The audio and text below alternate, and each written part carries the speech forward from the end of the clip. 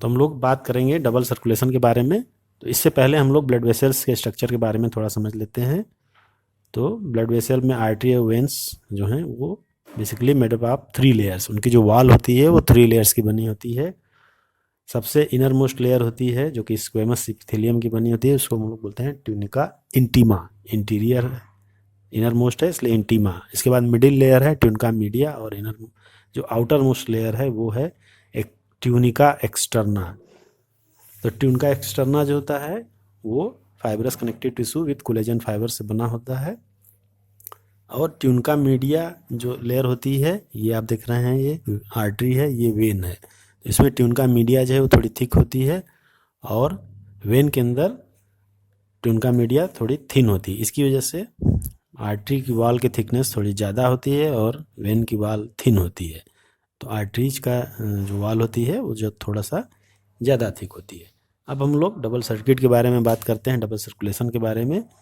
तो double circulation word का मतलब ये है कि हार्ट में ब्लड 2 बार आ रहा है।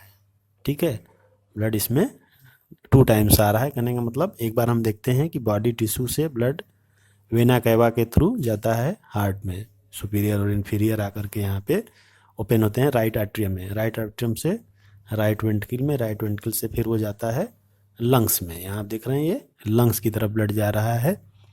तो लंग्स में फिर ये क्या होता है, यहाँ पे लंग्स में कैसे जाएगा, पल्मोनरी आर्टरी से। फिर लंग्स में ऑक्सीजनेटेड होगा, ऑक्सीजनेटेड होने के बाद फिर ये पल्मोनरी वेन के थ्रू आता है हार्ट के अंदर। लेकिन ये आता है अब राइट साइड में। तो राइट साइड में आने के बाद राइट के बजाय अब ये लेफ्ट आर्टरियम में आएगा।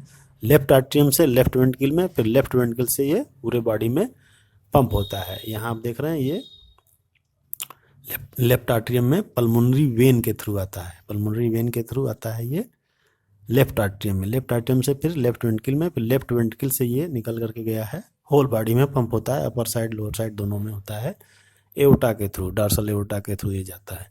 तो इस तरह से पूरी बॉडी में ये ब्लड सर्कुलेट होता है। तो यहाँ आप देख रहे हैं एक बार हार्ट में ब्लड आया, फिर लंग्स में गया, फिर आया, फिर होल बॉडी में गया।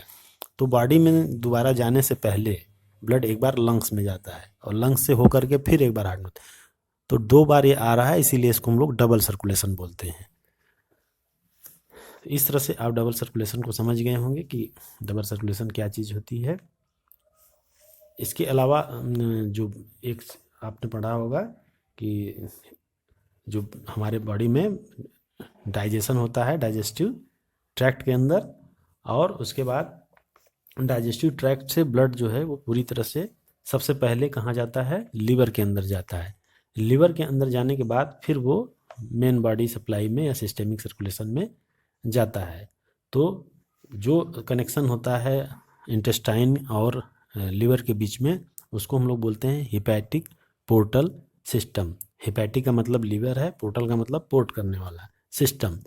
तो इंटेस्टाइन से लिवर के बीच में जो कनेक्शन होता है उसको हम लोग बोलते हैं हिपैटिक पोर्टल सिस्टम। वो इसलिए ज़रूरी होता है कि जो डाइजेशन के बाद जो ग्लूकोज एक्स्ट्रा है ब्लड के अंदर वो वहाँ पे स्टोर हो जाता है ग्लाइकोजन के फॉर्म में, ताकि ब्लड शुगर लेवल बढ़ने नहीं पाए। इस चीज़ को कंट्रोल करता है हमारा इंसुलिन और ग्लूकागान हार्मोन, कि ब्लड के अंदर कितना शुगर लेवल होगा, ग्लूकोज का लेवल होगा। तो इस तरह से hepatic portal vein carries blood from intestine to the liver before it deliver to systemic circulation. तो सिस्टेमिक सर्कुलेशन या पूरे बॉडी में जाने से पहले ब्लड एक बार इंटेस्टाइन से लिवर में जाता है, फिर वहाँ से फिर वो आगे को जाता है। तो इस तरह से जो एक्स्ट्रा वहाँ ग्लूकोज होता है उससे वो निकाल लिया जाता है, ताकि ब्लड में शुगर का लेवल मेंटेन रहे। इसके अलावा a special coronary system of blood vessel is present in our body exclusively for circulation of blood to and from cardiac musculature. तो हार्ट की जो अपनी मसल्स हैं, ये हार्ट की जो अपनी मसल हैं, इनके अंदर भी ब्लड सप्लाई ज़रूरी है, क्योंकि उनको भी ऑक्सीजन चाहिए, उनको भी ग्लूकोज चाहिए सर्वाइव करने के लिए।